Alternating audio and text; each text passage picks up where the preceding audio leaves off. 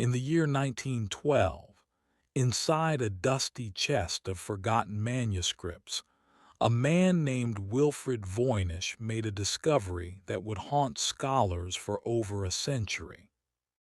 A book with no title, no author, and no known language. Its pages were filled with strange plants that don't exist, women bathing in pools of green liquid, and text written in a script that no one, living or dead, could read. Voynich believed he had found something extraordinary. He had no idea. He just opened the greatest riddle in the history of the written word. The manuscript contained over 240 pages of text, written in an alphabet seen nowhere else on Earth. The characters seemed to obey rules. There was structure, grammar, rhythm, yet the meaning was lost. Linguists called it Voynichese. It wasn't gibberish. It was Latin, Greek, or Hebrew. Even the world's best cryptographers, including those who broke the Nazi Enigma code, couldn't decipher it. Every test, every translation attempt ended in silence. Carbon dating revealed the parchment was created between 1404 and 1438, early Renaissance Europe. A time of scholars, alchemists, and secret societies. But no one knew who wrote it or why. The handwriting was too neat for madness, too deliberate for coincidence. Someone somewhere had crafted a book meant to be read, but by whom? Each page seemed to whisper a secret. There were drawings of plants unknown to any botanist, constellations that don't match our sky, and naked women floating through strange alchemical tubes. Scholars divided the book into sections: botanical, astronomical, biological, cosmological, and pharmaceutical. A library of knowledge, or a labyrinth of deception. To some it looked like science, to others sorcery. Over time, names were attached to its origin. Some believed the book was written by Roger Bacon, the English philosopher who sought to unite science and magic. Others blamed John Dee, Queen Elizabeth's astrologer, rumored to converse with angels. But none of their handwriting matched. None of their styles aligned. The book defied identity, like it wanted to remain a ghost. During World War II, British and American intelligence brought in their finest codebreakers. The same men who unraveled Nazi ciphers now stared at Voynich's pages and failed. Every pattern seemed intentional, yet every translation meaningless.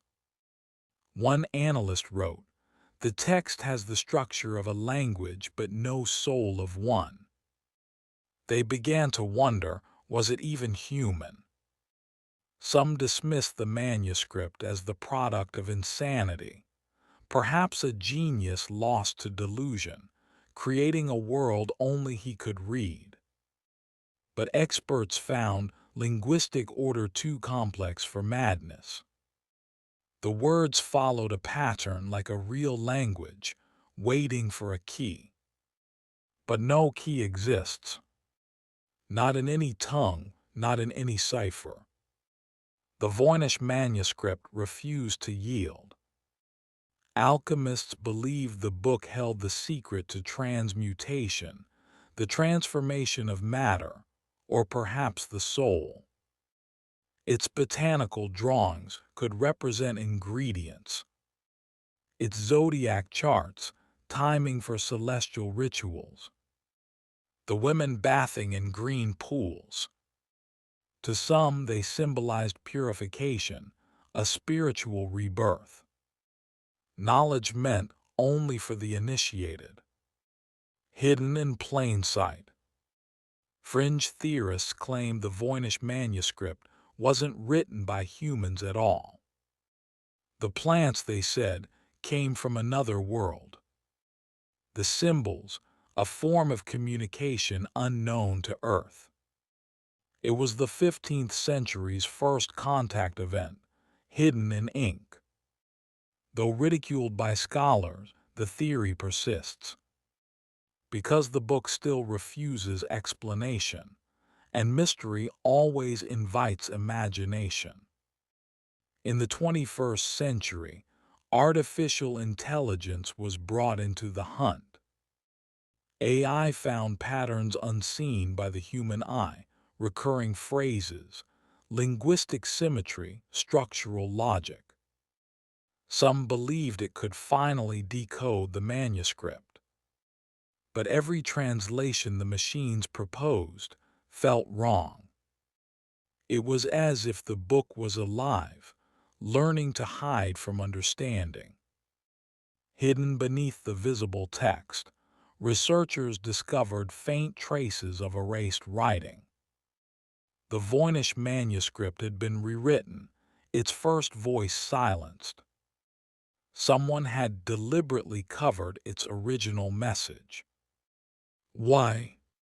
To protect knowledge, to conceal heresy, or to ensure no one could ever read what wasn't meant to be known. Many who studied the Voynich manuscript became obsessed. Some lost their reputations, others their sanity. It was as if the manuscript wanted to remain unread.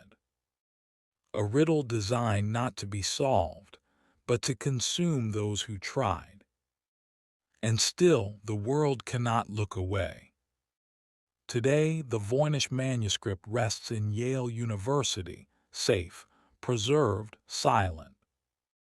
Scientists still analyze it, historians still debate it. But the truth remains locked behind ink, paper, and centuries of silence. Perhaps that's the point. Some mysteries are not meant to be solved. Some books are meant only to be read by time. History uncovered. The past has secrets. And this one was written in a language we were never meant to understand. Don't forget to like, share, and subscribe. See you in the next video.